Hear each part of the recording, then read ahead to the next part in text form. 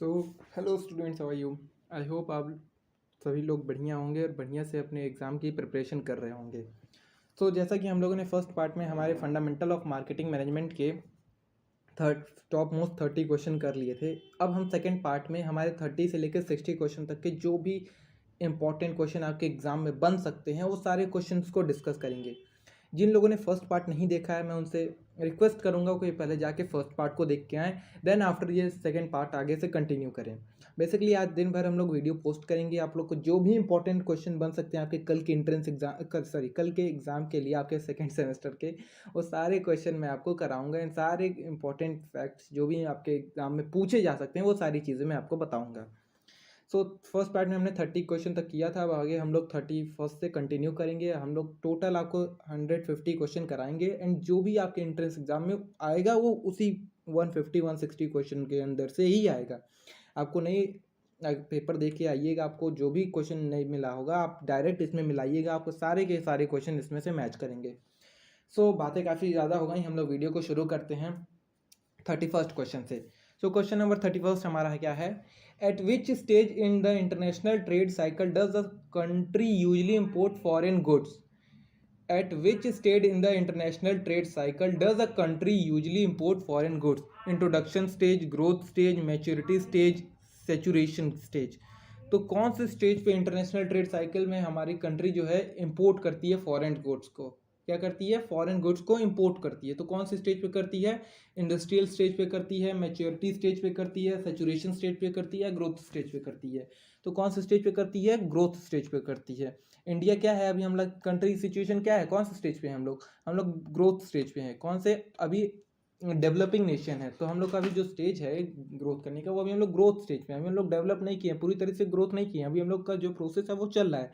That's why आप लोग देखते होंगे हम लोग ज़्यादा से ज़्यादा चीज़ें अभी जो है भी हम लोग फॉरेन जो चीज़ें हैं, फॉरेन गुड्स हैं, उसको इम्पोर्ट करते हैं। आगे बढ़ते हैं क्वेश्चन नंबर 32 की तरफ। क्वेश्चन नंबर 32 क्या कह रहा है?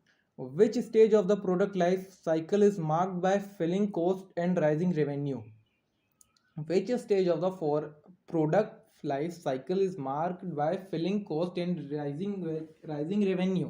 ऑप्शन आपका ए है इंट्रोडक्शन स्टेज, ऑप्शन बी आपका ग्रोथ स्टेज, ऑप्शन सी आपका मैच्योरिटी स्टेज, ऑप्शन डी आपका सेचुरेशन स्टेज। तो कौन सा ऑप्शन आपका करेक्ट होगा? आपका जो ऑप्शन नंबर डी है यानी कि सेचुरेशन स्टेज है वो आपका ऑप्शन जो है वो आपका करेक्ट होगा। एक सेकेंड, जस्ट अ सेकेंड। हाँ, क्वेश्चन क्या था आपका? Which stage of the product life cycle is marked by fouling cost and rising revenue? तो कौन से कॉस्ट पे होता है आपका? ये आपका सेचुरेशन स्टेज पे होता है। कौन से स्टेज पे होता है? सेचुरेशन स्टेज पे होता है। आगे बढ़ते हैं क्वेश्चन नंबर 33 की तरफ। तो क्वेश्चन नंबर 33 क्या कह रहा है?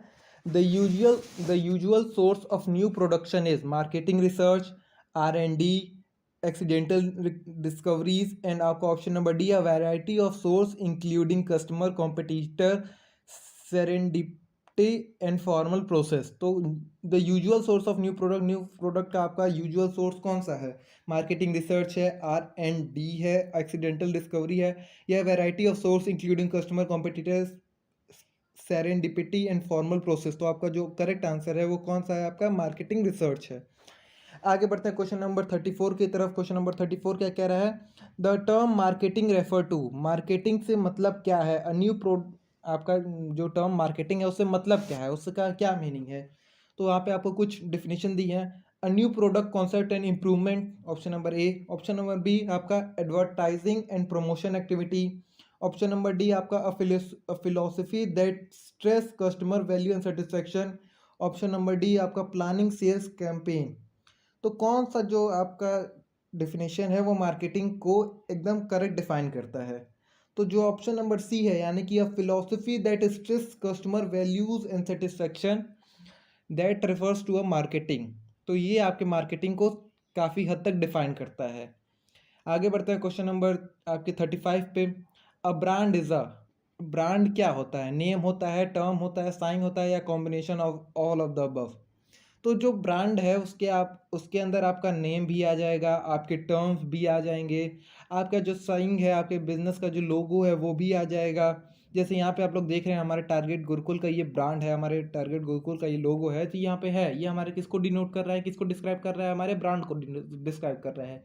तो जो ब्रांड है उसके अंदर आपका नेम भी आ जाएगा, टर्म भी आ जाएगा, साइन भी आ जाएगा। सो इसका ऑप्शन क्या होगा, ऑल ऑफ द अबव, यानी कि a combination of all of the above as like name, term and sign. आगे बढ़ते हैं क्वेश्चन नंबर 36 की तरफ। A marketing philosophy summarized by a phrase, a good product will sell itself in a characteristic of dash period, production, sales, marketing, relationship. तो कौन से production, कौन से फेज की बात हो रही है, क्या क्वेश्चन पूछा है आपसे। A marketing philosophy summarized by the phrase a good product will sell itself in is the characteristic of dash period. तो एक फ्रेज है फिलोसफी का कि एक जो अच्छा प्रोडक्ट रहता है वो अपने आप को खुद सेल कर लेता है। तो ये कौन से ये जो कैरेक्टरिस्टिक है वो किस पीरियड को दिखा रहा है, आपके प्रोडक्शन के पीरियड को दिखा रहा है, सेल्स के पीरियड को दिखा रहा है, मार्केटिंग के पीरियड को दिखा रहा है, या रिलेशनशिप के पीरियड को दिखा रहा है। तो आप लोग का एक यहाँ से भी क्वेश्चन बन सकता है कि जो फ्रेज है फिलोसफी का ये किसने दिया था। तो आप लोग बुक में देख लीजिएगा, आपको इसका आंसर भी मिल जाएगा। एट अ टाइम मुझे ये याद नहीं आ रहा है कि फ्रेज किसने दिया था, लेकिन ये आपके इम्पोर्टेंट बन सकता है। सो बात करते हैं ये कौन से फेज में होता है, कौन से पीरियड में होता है। प्रोडक्शन पीरियड में होता है, सेल्स पीरियड में होता है, मार्केटिंग पीरियड में होता है, रिलेशनशिप पीरियड में होता है। तो ये कौन से पीरियड में होता है, आपके प्रोडक्शन पीरियड का पार्ट है। ठीक है, आगे बढ़ते हैं क्वेश्चन नंबर 37 की तरफ। An organization with a dash orientation assume that customer will resist purchasing product not deemed essential. The job of marketer is overcome this resistance through personal selling and advertising. Important नहीं है, आप लोग skip कर सकते हैं इसको। So option है आपका प्रोडक्शन है, मार्केटिंग है, रिलेशनशिप है, सेल्स है। तो इसका जो करेक्ट आंसर है वो आपका मार्केटिंग है। ये क्वेश्चन इतना बड़ा आपके एग्जाम में नहीं आएगा, सो आप लोग स्किप करिए। जो इंपॉर्टेंट है मैं आपको मार्क कराते जा रहा हूँ, वो इंपॉर्टेंट चीज़ आप लोग देखते रहिएगा, उस पर ज़्यादा ध्यान दीजिएगा। जो मैं स्किप करा दे रहा हूँ उसको आप लोग अगर पढ़ना चाहें तो पढ़ सकते हैं, बाकी वो एंट्रेंस सॉरी आपके सेमेस्टर एग्जाम में आने का उसका कोई चांस नहीं है। आगे बढ़ते हैं क्वेश्चन नंबर 38 की तरफ। In the relationship marketing firm focus on dash relationship with dash, short term customers and supplier, long term customer and supplier, short term customer, long term customer. तो इसका जो ऑप्शन होगा वो करेक्ट आंसर होगा वो क्या होगा। In the relationship marketing firm focus on dash relation with dash, short term customer and supplier, long term customer and supplier, short term customers या लॉन्ग टर्म कस्टमर्स। तो इसका करेक्ट आंसर क्या होगा, आपका जो लॉन्ग टर्म कस्टमर है उस पर फोकस करता है, यानी कि in the relationship marketing firm focus on long term customers. किस पे फोकस करता है, लॉन्ग टर्म कस्टमर्स पे।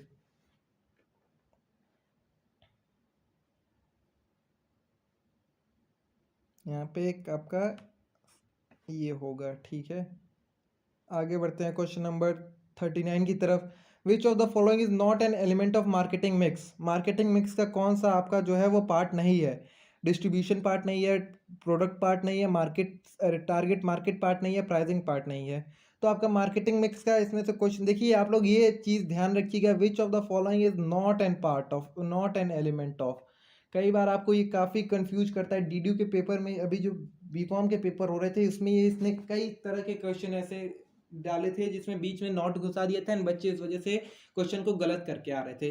तो इन चीज़ों का आप लोग ध्यान दीजिएगा कि कहाँ पे विच of the following is not लिखा है and which of the following is an element लिखा है। तो ये छोटा सा ही रहेगा, अभी आपको यहाँ पे दिख जाएगा, लेकिन जब आप पेपर दे के निकलेंगे, पेपर देंगे, तब आपको नहीं दिखेगा। जब पेपर दे के बाहर निकलेंगे तब अचानक से आपको दिखेगा, ओ शिट, यहाँ पे तो नॉट लिखा था, यहाँ पे तो ये नहीं, ये होना चाहिए था आंसर। तो ये चीज़ों का आप लोग ध्यान दीजिएगा। पेपर को पहले अच्छे से रीड करिएगा, पहले पेंसिल से हो सके तो मार्क करते जाइएगा, टिक करते जाइएगा, एंड जब आप OMR भरिएगा तो आप लोग एक फिर केयरफुल रीडिंग, क्विक रीड करके आंसर भरिएगा। तो आप लोग इस चीज़ का ध्यान दीजिएगा। तो क्वेश्चन क्या था हमारा, विच of the following is not an part of, not an element of marketing mix. Marketing mix का पार्ट नहीं है, डिस्ट्रीब्यूशन है, प्रोडक्ट है, टारगेट मार्केट है, या प्राइसिंग है। तो यहाँ पे आपका टारगेट गुरुकुल भी था, हमारे हमारे ऑर्गेनाइजेशन का नाम है, जैसा आप सभी लोग जानते हैं। तो ये जो है आपका मार्केटिंग मिक्स का पार्ट नहीं है। आगे बढ़ते हैं क्वेश्चन नंबर 40 की तरफ।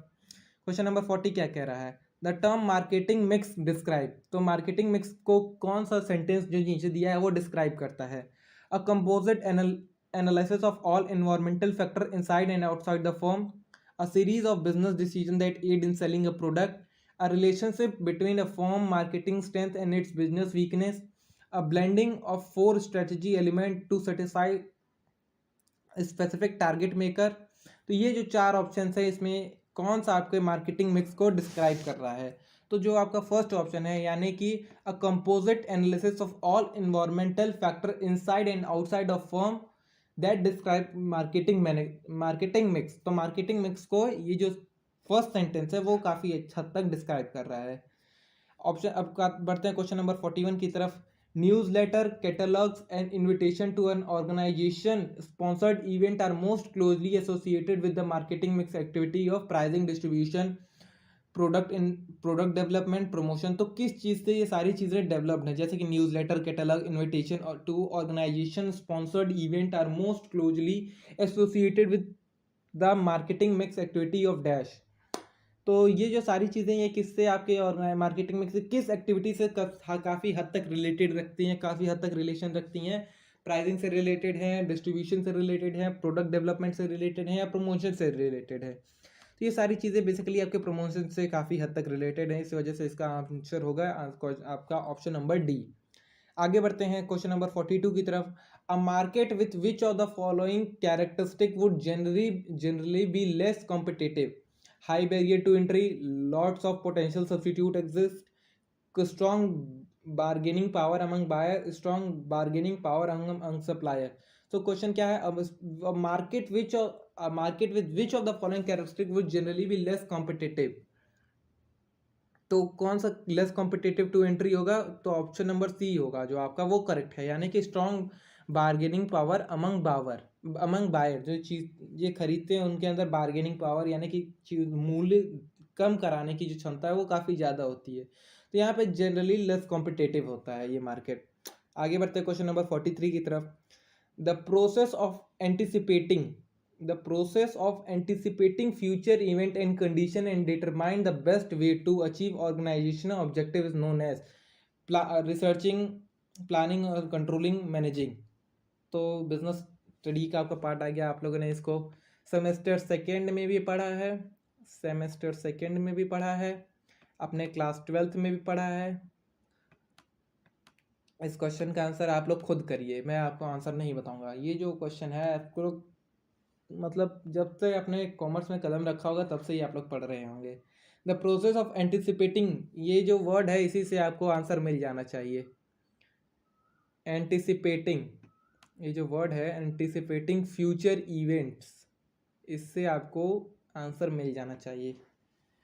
The process of anticipating future event and condition and determining the best way to achieve organizational objective is known as researching, planning, controlling, managing।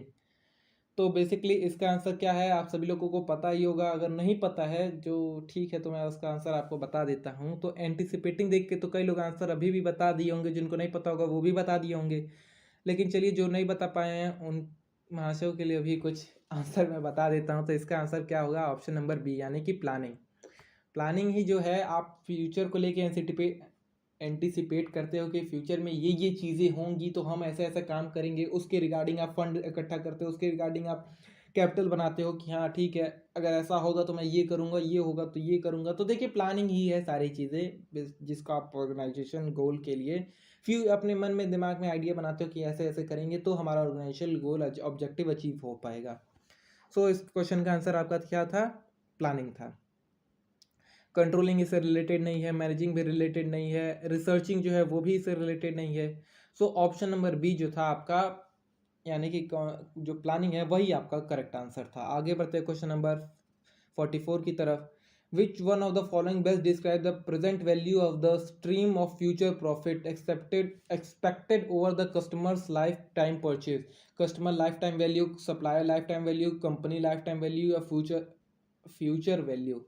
तो क्वेश्चन क्या पूछा है? Which one of the following best describe the present value of stream of future profit expected over the customers life time purchase? तो important है, आप लोग ध्यान दीजिएगा। इसका जो आंसर है कस्टमर लाइफ टाइम वैल्यू है जो इसका करेक्ट आंसर है। आगे बढ़ते हैं क्वेश्चन नंबर 45 की तरफ। Market expansion is usually achieved by, market का जो एक्सपेंशन रहता है वो किस तरह से होता है? More effective use of distribution, more effective use of advertisement by cutting prices, या all of the above are suitable tactics। तो कई लोग इसका तो और डायरेक्ट ऑप्शन नंबर डी लगा देंगे कि हाँ चलिए सारा ऑप्शन सही लग रहा है, सारी चीज़ें से मार्केट का एक्सपेंशन हो सकता है। तो नहीं है, वो आपका ऑप्शन गलत होगा। ऑप्शन नंबर डी जो लगा के आएगा गलत होगा। More effective use of advertisement, तो आप किस तरह से अपने एडवर्टाइजमेंट का यूज़ करते हैं, मोर इफेक्टिव वे में कैसे यूज़ कर सकते हैं, इफेक्टिव कैसे ज़्यादा इफेक्टिव बना सकते हैं, वो आपके मार्केट के एक्सपेंशन को बूस्ट करने में हेल्प करेगा। आगे बढ़ते हैं क्वेश्चन नंबर 46 की तरफ। The following are all major stages of product life except sales decline, market maturity, market introduction, market growth. तो इसका जो करेक्ट आंसर है वो आपका है मार्केट इंट्रोडक्शन है। आगे बढ़ते हैं क्वेश्चन नंबर 47 की तरफ। Techniques of sale promotions are dash, techniques of sale promotion are dash. तो जो टेक्निक रहती है सेल प्रमोशन के लिए उसको हम लोग क्या बोलते हैं, फ्री सैंपल बोलते हैं, फ्री ऑफर बोलते हैं, मर्चेंडाइज बोलते हैं, या ऑल ऑफ द अबव बोलते हैं। Techniques of sale promotion, so sale promotion यानी कि जो सेल्स है उसको प्रमोट करने के लिए जो टेक्निक्स रहती हैं उसको क्या बोलते हैं, फ्री सैंपल बोलते हैं, फ्री ऑफर्स बोलते हैं, मर्चेंडाइजिंग बोलते हैं, या ऑल ऑफ द अबव, यानी कि आपका ऑप्शन नंबर डी। तो इसका जो करेक्ट आंसर है वो है आपका option number D. Actually answer यहाँ पे नीचे लिखा है तो कई लोग डायरेक्ट आंसर भी कर दे रहे होंगे, अगली पीडीएफ में मैं आंसर को हाइड करूँगा। सो आगे बढ़ते हैं क्वेश्चन नंबर 48 की तरफ। A dash is a set of segment sharing some exploitable similarity over segment, counter segment, super segment, selection segment. तो कौन सा ऐसा सेगमेंट है जो आपका शेयरिंग सम एक्सप्लॉइटेबल सिमिलैरिटी, जो आपके सेगमेंट आपका जो एक्सप्लॉइटेबल सिमिलैरिटी को दर्शाता है, ओवर सेगमेंट है, काउंटर सेगमेंट है, सुपर सेगमेंट है, सिलेक्शन सेगमेंट है। तो जो आपका ओवर सेगमेंट है वो आपका करेक्ट आंसर है। आगे बढ़ते हैं क्वेश्चन नंबर 49 की तरफ। So the firm must consider whether investing in the segment make sense giving the firm dash and dash. The firm must consider whether investing in the segment make sense giving the firm dash and dash. तो knowledge and objective, objective and resource, knowledge and resource, या none. तो जो इसका correct answer है option number A, knowledge and objective है। आगे बढ़ते हैं क्वेश्चन नंबर 50 की तरफ। क्वेश्चन नंबर 50 क्या कह रहा है, dash and dash are the major factor influencing the selection of suppliers, price and quantity, price and quality, price and delivery, quantity and delivery. तो इसका जो करेक्ट आंसर है वो आपका है price and delivery. Price and delivery are the major factor influencing the selection of supplier. आगे बढ़ते हैं क्वेश्चन नंबर 51 की तरफ। Promotion mix include sale promotion, personal selling, advertisement and dash. तो प्रमोशन मिक्स में क्या क्या इंक्लूड होता है, आपका सेल्स प्रमोशन इंक्लूड होगा, पर्सनल सेलिंग इंक्लूड होगा, आपका एडवर्टाइजमेंट इंक्लूड होगा, और क्या इंक्लूड होगा, मार्केटिंग इंक्लूड होगा, सेल्स इंक्लूड होगा, या पब्लिसिटी इंक्लूड होगा, या none of the above include होगा, यानी कि इनमें से उपरोक्त में से कोई नहीं। तो आपका मार्केटिंग मिक्स में क्या क्या इंक्लूड होगा, प्रमोशन, सेल्स प्रमोशन आता है, पर्सनल सेलिंग भी आता है, एडवर्टाइजमेंट भी आता है, तो और कौन सी चीज़ें आएंगी, तो इसमें जो आपका पब्लिसिटी है वो भी आएगा, आपके मार्केटिंग मिक्स का ये भी पार्ट है। आगे बढ़ते हैं क्वेश्चन नंबर 52 की तरफ। Copy testing is also known as. तो कॉपी टेस्टिंग को और क्या कहा जाता है, आपका प्री टेस्टिंग कहा जाता है, कॉपी राइटिंग कहा जाता है, कॉन्क्यूरेंट टेस्टिंग कहा जाता है, या प्रीव्यू कहा जाता है। कॉपी टेस्टिंग को आपके और क्या क्या कहा जाता है, कॉपी टेस्टिंग को और क्या क्या कहा जाता है, pre testing, copy writing, concurrent testing, या प्रीव्यू। तो आपकी कॉपी टेस्टिंग को और क्या कहा जाता है, आपकी कॉपी टेस्टिंग को प्री टेस्टिंग कहा जाता है। इसका जो दूसरा नाम है वो प्री टेस्टिंग है। आपको क्वेश्चन ये भी पूछ सकता है कि प्री टेस्टिंग को और क्या कहा जाता है, तो उसका आंसर आप लोग क्या लिखेंगे, कॉपी टेस्टिंग कहेंगे। आगे बढ़ते हैं क्वेश्चन नंबर 53 की तरफ। Consumer promotion, trade promotion and dash are the 3 form of sales promotion. Sales promotion के 3 पार्ट कौन कौन से हैं, जैसे ये सेल्स है, सेल्स प्रमोशन के 3 पार्ट आपके कौन कौन से हो जाएंगे, सेल्स प्रमोशन के आपके 3 पार्ट कौन से हो जाएंगे, एक कंज्यूमर हो जाता है, एक आपका ट्रेड वाला हो जाता है, और एक आपका कौन सा होता है, आपके सेल्स प्रमोशन के 3 पार्ट होते हैं ना, तो कौन कौन सा होता है, एक आपका होता है कंज्यूमर प्रमोशन होता है, एक आपका होता है ट्रेड प्रमोशन, और एक आपका होता है sales force promotion, sales force promotion, यानी कि ऑप्शन नंबर बी जो है वो आपका करेक्ट है। ये आपके सेल्स प्रमोशन के 3 पार्ट होते हैं। आपसे क्वेश्चन ये भी पूछ सकता है कि सेल्स प्रमोशन के कितने पार्ट होते हैं, कितने फॉर्म होते हैं, तो आप लोग उसमें क्या बोलेंगे, 2 हो दे, ऑप्शन दे देगा, 2 दे देगा, 4 दे देगा, 5 दे देगा, 6 दे देगा, 8 दे देगा। तो ऐसे भी क्वेश्चन पूछेगा। बेसिकली बात ये है, जितना मैं पढ़ा रहा हूँ अगर आप उतना अच्छे से करके जाते हैं, आपका पूरा पेपर 1 घंटे का समय रहता है आपके एमसीक्यू पेपर के लिए, ओएमआर के लिए, आप लोग 15 से 20 मिनट में पेपर को क्रैक कर देंगे। इतने गारंटी के साथ मैं आपको ये सारी चीज़ें बता रहा हूँ। तो सोच लीजिए आप लोग को कितनी मेहनत करनी है। जितनी मेहनत मैं आपके कल के पेपर के लिए कर रहा हूँ, अगर आप उसका 50% भी कर दे, आपका पेपर इजीली क्रैक हो जाएगा। आपका 16 मार्क्स का पेपर होता है, आप 50 प्लस ईजिली स्कोर कर देंगे उसमें, 50 प्लस ईजिली स्कोर कर देंगे। बस जितना मैं बताता जा रहा हूँ उतना आप करते जाइए समय के साथ। बाकी पेपर क्या है, जितना है आपका इसी में से आना है। बाकी आपका जो एग्जामिनर है कहाँ से क्वेश्चन दे देगा, जो आपका सिलेबस है उसी में से ना क्वेश्चन देगा, कहीं और से तो ना दे नहीं देगा। तो सिलेबस ही पढ़ के तो जाना है। और क्या चीज़ें हैं इसमें, marketing, fundamental of marketing management. Marketing management में और क्या चीज़ें हैं, मार्केटिंग मैनेजमेंट एक तो काफ़ी स्कोरिंग सब्जेक्ट है, बच्चे काफ़ी ज़्यादा स्कोर करते हैं इसमें। तो आप लोगों ने तो मार्केटिंग मैनेजमेंट को क्लास 12 में पढ़ा भी होगा, एक स्पेसिफिक इसका चैप्टर था मार्केटिंग मैनेजमेंट करके। तो देखिए कुछ नई चीज़ें नहीं है, जो है आपको वही सारी चीज़ें पढ़नी है, उसी में से मार्क्स गेन करना है, वही सारी चीज़ें आपको बार बार पढ़नी है। अकाउंट्स में जो आपने पढ़ा था वही आपको फिर पढ़ना है आपके 4th सेमेस्टर 5th सेमेस्टर में। जो आप लोगों ने बिजनेस स्टडी पढ़ा है, जो आप लोगों ने इकोनॉमिक्स पढ़ा है, वही सारी चीज़ें आपको बार बार और आ रही हैं। थोड़ा सा और थोड़ा उसमें और वैरायटी के साथ आ रही हैं, और थोड़ा उसमें ग्रोथ के साथ आ रही हैं, और उसमें डीप जा रहा है। तो बाकी कुछ ऐसा नहीं है कि एकदम नया है आपके लिए। जो चीज़ें आपने पढ़ रखी हैं वही सारी चीज़ें हैं इसमें। तो आगे आगे बढ़ते हैं। बस आप लोग क्या है, आप लोग को कंसिस्टेंट रहना है। बस आप लोग मेहनत करना मत छोड़िए। जो मेहनत करेगा डेफिनेटली है उसका, मेहनत कभी उस सक्सेस उसका साथ नहीं छोड़ेगी। आगे बढ़ते हैं आगे क्वेश्चन नंबर 54 की तरफ। Media can give 24 hour exposure to public eye, television, print, internet, flex board. तो media can give 24 hour exposure to public eye, तो किसके थ्रू दे सकती है, टेलीविजन के थ्रू दे सकती है, प्रिंट के थ्रू दे सकती है, इंटरनेट के थ्रू दे सकती है, फ्लेक्स बोर्ड के थ्रू दे सकती है। तो किसके थ्रू दे सकती है, फ्लेक्स बोर्ड के थ्रू दे सकती है। आगे बढ़ते हैं क्वेश्चन नंबर 25 की तरफ। It is popularly known as free form of promotion. Free form of promotion को क्या कहा जाता है, advertisement, publicity, personal selling, marketing. तो फ्री फॉर्म ऑफ मैनेजमेंट क्या है, ये क्वेश्चन इंपॉर्टेंट है। यहाँ से क्वेश्चन इम्पॉर्टेंट है, क्वेश्चन बनेगा ही बनेगा, यहाँ से आपका आंसर आएगा ही सॉरी क्वेश्चन आएगा ही आएगा एंट्रेंस एग्जाम में।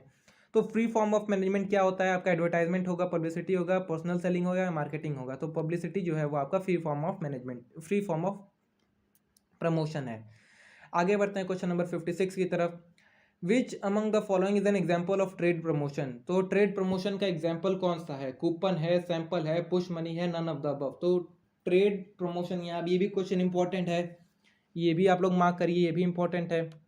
ट्रेड प्रमोशन का एग्जाम्पल क्या है, कूपन है, सैंपल है, पुश मनी है या नन ऑफ द अबव है। कूपन, सैंपल, पुश मनी या नन ऑफ द अबव। तो जो आपका पुश मनी है वो आपके ट्रेड प्रमोशन का पार्ट है, ट्रेड प्रमोशन को डिफाइन करता है। आगे बढ़ते हैं क्वेश्चन नंबर 57 की तरफ। Which among the following is a pull strategy. तो पुल स्ट्रेटेजी का इसमें से कौन सा पार्ट है, trade promotion, consumer promotion, sales force promotion या नन ऑफ द अबव। तो which of the following is a pull strategy. तो पुल स्ट्रेटेजी के रूप में किसको जाना जाता है, आपका ट्रेड प्रमोशन है, आपका कंज्यूमर प्रमोशन है, आपका सेल्स फोर्स प्रमोशन है या आपका none of the above. Option number A trade promotion, option number B consumer promotion, option number C आपका sales force promotion, option number D none of the above. तो आपका correct answer जो है वो आपका कंज्यूमर प्रमोशन है। कौन सा है, कंज्यूमर प्रमोशन है।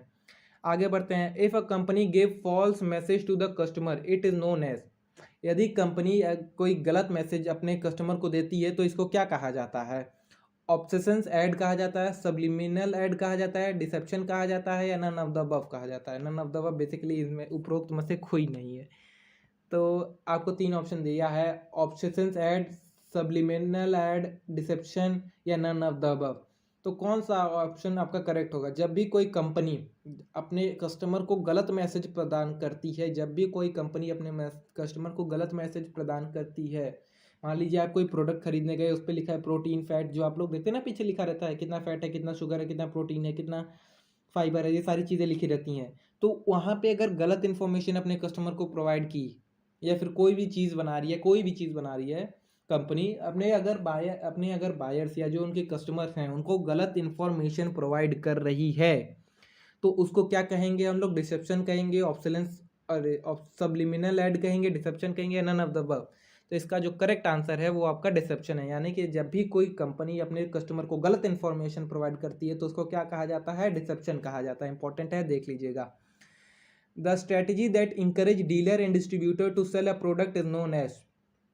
जो स्ट्रेटेजी अपने इंकरेज करती है डीलर एंड डिस्ट्रीब्यूशन को कि प्रोडक्ट बेच सके तो उसको क्या कहेंगे? पुश कहेंगे, पुल कहेंगे, कॉम्बिनेशन कहेंगे या मार्केटिंग कहेंगे। आपका 4 ऑप्शन यहाँ पे दिख रहा होगा, 2 ऑप्शन नीचे दिख गए, 2 ऑप्शन ऊपर। पुश, पुल, कॉम्बिनेशन, मार्केटिंग। तो उसको हम लोग क्या कहेंगे? उसको हम लोग कहेंगे पुश कहेंगे। जो स्ट्रेटेजी अपने इंकरेज करती है डीलर या डिस्ट्रीब्यूटर को कि ज़्यादा से ज़्यादा सेल कर सके प्रोडक्ट का, उसको हम लोग क्या कहेंगे? पुल कहेंगे, सॉरी पुश कहेंगे। आगे बढ़ते हैं क्वेश्चन नंबर 60। ये आज का हमारा लास्ट क्वेश्चन है। इसके बाद जो आपको आधे 1 घंटे बाद वीडियो मिलेगी उसमें हम लोग 61 से कंटिन्यू करेंगे। अभी तक जितना मैं बताया हूँ 2 वीडियो में उतना आप लोग कवर करते हैं। देखिए जैसे जैसे मैं वीडियो प्रोवाइड करते जा रहा हूँ वैसे वैसे आप लोग उसके साथ साथ कंप्लीट करते जाइए। ऐसा क्वेश्चन कोई भी नहीं है जो हार्ड है और आप लोग को मैंने नहीं बताया। जो हार्ड है मैं स्किप करा दे रहा हूँ, जो इंपॉर्टेंट नहीं है वो स्किप करा दे रहा हूँ, जो इंपॉर्टेंट है, जो ज़्यादा इंपॉर्टेंट है मैं टिक मार्क करते जा रहा हूँ। आपको कुछ नहीं करना है, बस जितना मैं बता रहा हूँ उतना पढ़ते जाइए। आपका जो आपका कल का एग्जाम है बाकी बढ़िया जाना है। क्वेश्चन नंबर 60 आज का लास्ट क्वेश्चन।